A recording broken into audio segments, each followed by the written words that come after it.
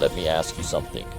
Have you ever wondered what it really felt like to step off a landing craft, knowing there was a very real chance you wouldn't survive the next 5 minutes?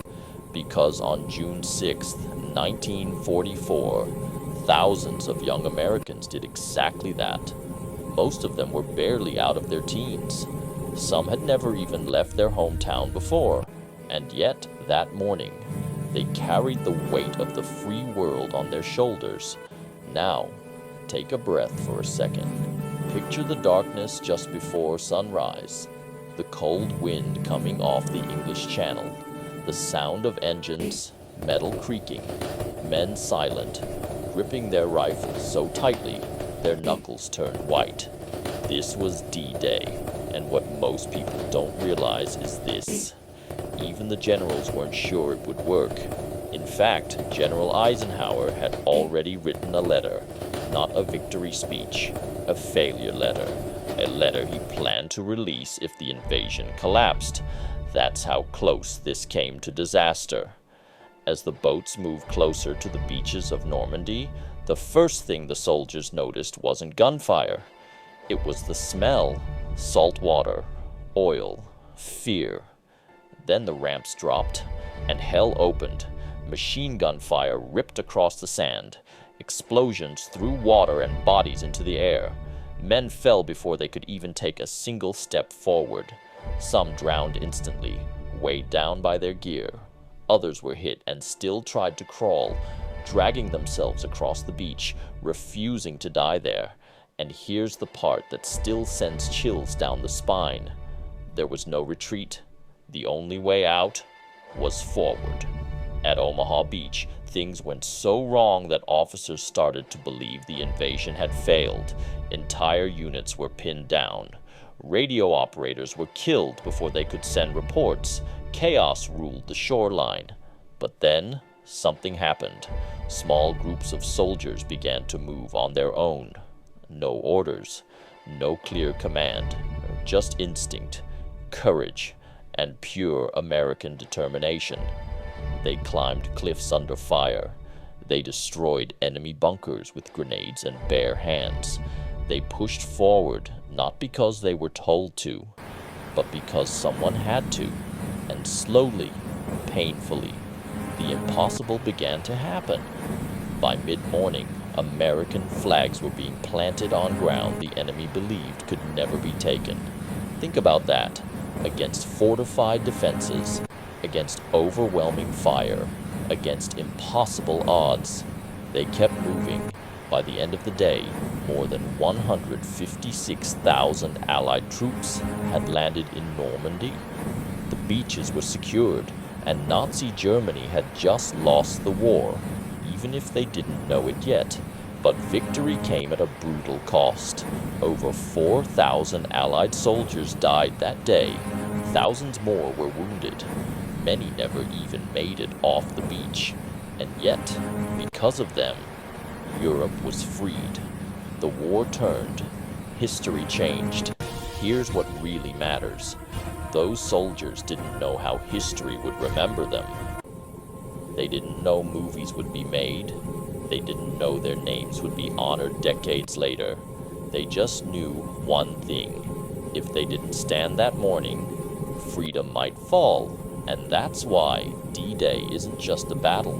It's a reminder of what happens when ordinary Americans are pushed into extraordinary moments, and refuse to back down. So the next time someone asks why America is remembered for its strength in war, you remember Omaha Beach. You remember the silence before sunrise. You remember the men who stepped forward when the world needed them most. And this is only the beginning, because the stories of American war are filled with moments just like this. Moments that prove why history never forgets those who fight for freedom. Welcome to Patriot War Stories. Here's the part almost no one talks about. Taking the beach was only the beginning, because once the smoke started to clear, the American soldiers looked around and realized something terrifying. They were deep in enemy territory, low on ammunition, surrounded by hedgerows, fields, and villages hiding German troops. And there was no backup plan. That night, many of them didn't sleep at all. Some sat in silence, staring into nothing. Others whispered prayers they hadn't said since childhood, and a few quietly cried, holding letters from home they would never get the chance to answer. But dawn came anyway, and with it, reality hit hard. German counterattacks began almost immediately. Snipers hidden in church towers, mortars raining down without warning, tanks moving through narrow roads designed to trap advancing troops. This wasn't the clean victory people imagine. This was brutal, slow, personal combat. The American soldiers had to learn fast how to fight in the hedgerows, how to advance inch by inch, how to trust the man next to you more than your own fear. And here's something chilling. Many units had lost so many officers on D-Day that privates were suddenly leading squads, teenagers making life or death decisions. No training for that, no handbook, just instinct and survival. One soldier later said something unforgettable. He said, "After Normandy, fear never really left. You just learned to walk with it." And still, they kept pushing forward, village by village, field by field. Day after exhausting day, the Germans fought hard, but something had changed. They were reacting, not controlling, because once America landed in Europe, there was no turning back. Supplies poured in, more troops arrived. The beaches turned into ports, then into lifelines, and slowly, the impossible became inevitable.